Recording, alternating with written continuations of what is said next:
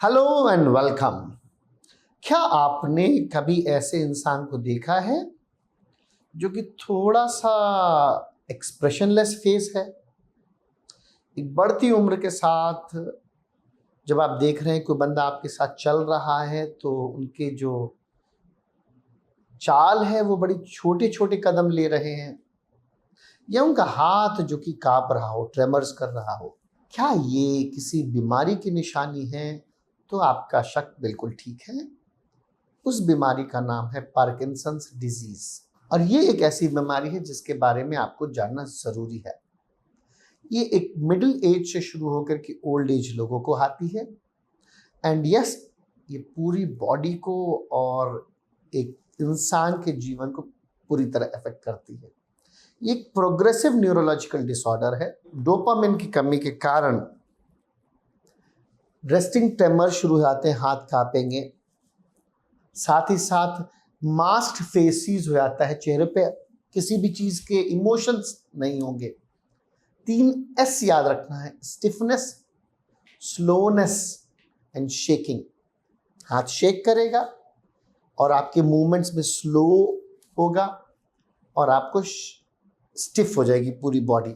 हाथ को अगर हम फ्लेक्स करेंगे तो वो इतनी आसानी से नहीं होगा।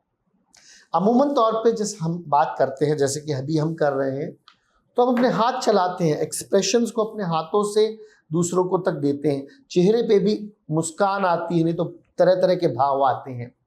और यही चीज पार्किंसंस डिजीज के पेशेंट में कम हो जाती है। भाव रहित हो जाते हैं, एक्सप्रेशन रहित हो जाते हैं, और इसका इफेक्ट पूरी बॉडी पे पड़ता है।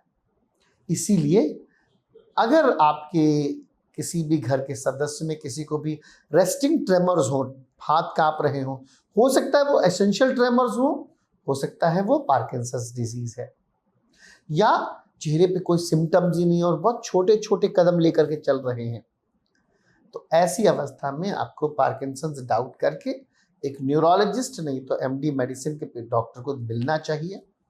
और उसमें हम लोग कुछ दवाइयाँ देते हैं, जिससे कि सिंडोपा नाम की काफ़ी ऐसी दवाइयाँ हैं जिससे कि उनके सिम्टम्स को आराम मिल जाता है। पार्किंसंस का इलाज पूरी तरह से पॉसिबल नहीं है, it can not be cured completely, लेकिन हाँ, सिम्टम्स को रिलीव करने का डेफिनेटली उपाय है, दवाइयाँ हैं। इन सारी चीज़ों में ये चीज़ जानना ज़रूरी है कि ये बीमारी काफ़ी समय तक एसिम्प्टोमेटिक रहती है, हमको पता ही नहीं चलता है, और जब पकड़ में आती है तो काफ़ी टाइम तक काफ़ी लेट हो चुका होता है।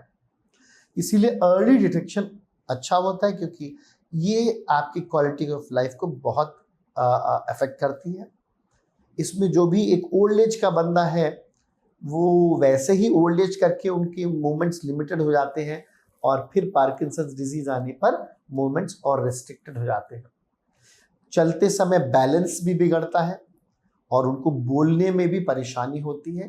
फिर धीमे धीमे खाने में या फिर बॉडी के मोशंस वगैरह में भी इफेक्ट आ जाता है। क्या चीज है जो कि पार्किंसंस डिजीज को वर्सन करती है? Answer is physical inactivity. साथ ही साथ डेफिनेटली स्ट्रेस जो होगा वो किसी भी बीमारी को बढ़ाता है, एंड पार्किंसंस डिजीज एक ऐसी बीमारी है जो कि स्ट्रेस से ज़्यादा खराब हो सकती है। एंड डेफिनेटली दवाई का टाइम पे नहीं लेना।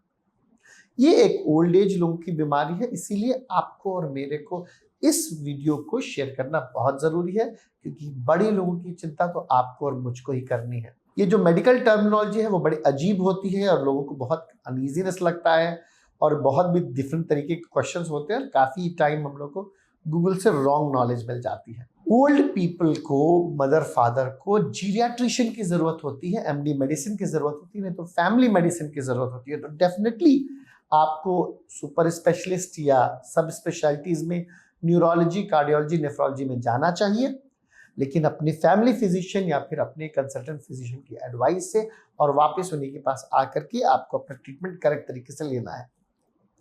एक चीज़ मैं आपको बताना चाहता हूँ, लंबी जिंदगी के लिए और अच्छी क्वालिटी ऑफ लाइफ के लिए एक अपने डॉक्टर के साथ समन्वय होना बहुत ज़रूरी है, राइट इंफॉर्मेशन होना बहुत ज़रूरी है। ऐसे ही वीडियो आपकी नॉलेज के लिए बनाते रहें। Take care, God bless, good bye, Allah हाफिज।